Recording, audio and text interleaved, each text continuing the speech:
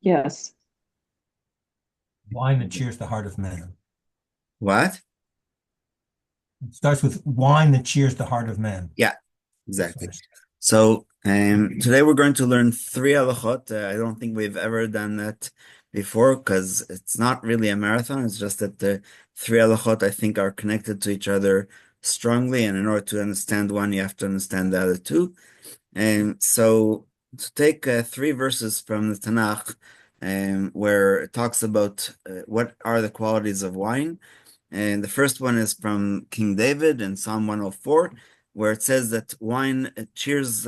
In English here it says that cheers the heart, but I think that the proper translation should be, and wine does cheer the heart of people. That's Peninei mishamen, and so oil makes the face shine, and lechem nevav enoshi sad. So these are the three staples that King David talks about, which are supposed to be a proper meal. Obviously, nobody drinks oil or eats bread. Well, some people do eat bread without anything else, but today we are so used to eating sandwiches, and of course, wine is drunk as a staple of life, and I personally can't, but we do recognize that that's one of the things that Hashem gave us for that.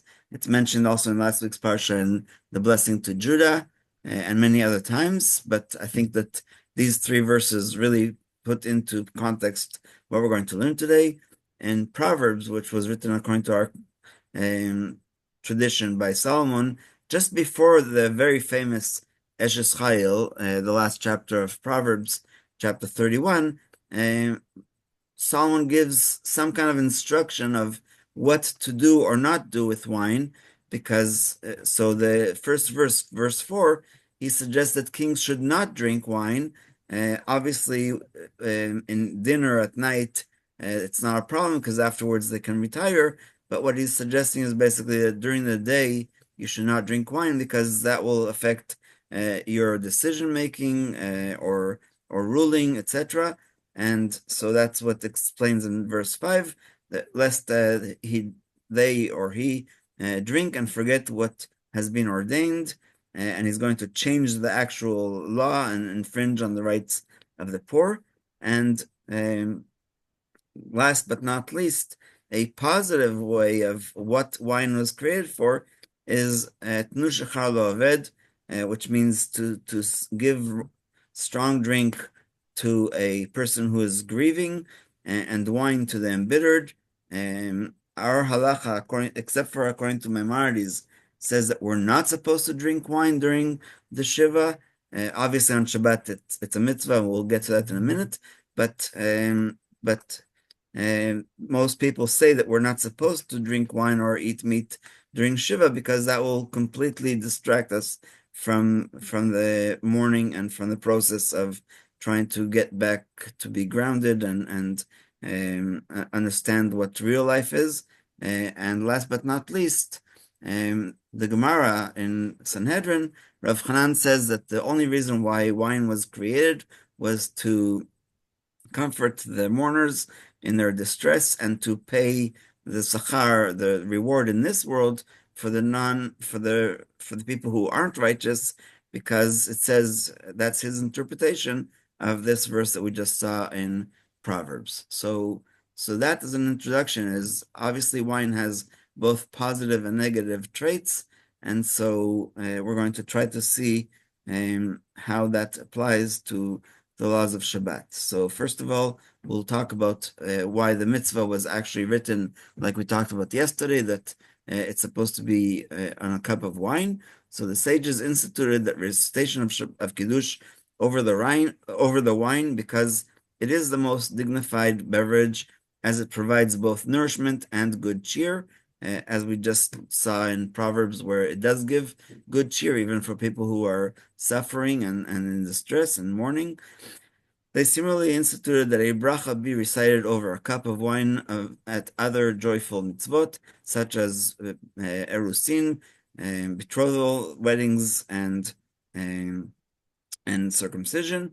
Special status of wine is also expressed in the fact that a special bracha was instituted for it instead of the other beverages, which we recite the general blessing of Shakol Ni'avid Varo, and after finishing the drink, we recite the short bracha, Achrona Borei Nefashot. When it comes to wine, however, we recite Hagefen before drinking and Al Hagefen afterward, which is called the blessing Me'en Shalosh, the blessing that is the shorter version of Birkat HaMazon, of the grace after the meals. And another law gives expression to the special status of wine, although its bracha is different from that of other drinks. Reciting a geffen over wine exempts a person drinking from making blessings over any other drinks. So if at the very beginning of the meal, before hamotzi and before anything else, you have a glass of wine and you want to have like I'll just give an example, a chaser of soda or seltzer or something like that, then you don't need to make the blessing, and actually it would be a blessing levatala, saying God's name in vain, if you made a blessing over the other drinks that should be already exempt from making a blessing. So on that exact note about what are the acceptable Kiddush wines, so first of all, we already saw that it's wines made out of grapes. So the laws of acceptable Kiddush wines are derived from the laws governing which wines could be used on the altar in temple times.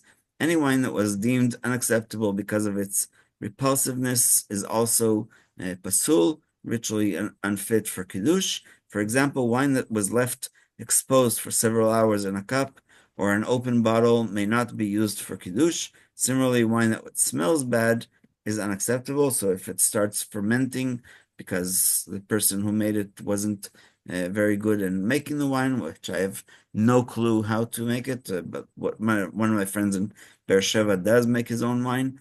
However, wines acceptable only b'diavad for use on the altar are acceptable for Kiddush. Even lechatchila, for example, a very sweet wine made from overripe grapes, overexposed to sunlight and sugar, is acceptable on the altar b'diavad, but acceptable for Kiddush even lechatchila. In the army, we used to call it yen patishim, a wine that hammers your head because it's so sweet and you get drunk or under the influence very, very quickly, even without the minimum amount according to the American law. And I paid dearly for that because I was on guard duty and I fell asleep standing up with my head on my shoulder, and the commander woke me up, and it was definitely because of that little glass of wine, because I was asked to do the kiddush for the whole mess hall. Similarly, using grape juice on the altar was deemed acceptable b'diavad, but may be used for kiddush l'chatchila. So people who have a problem with drinking alcohol should use grape juice, and it's 100% okay.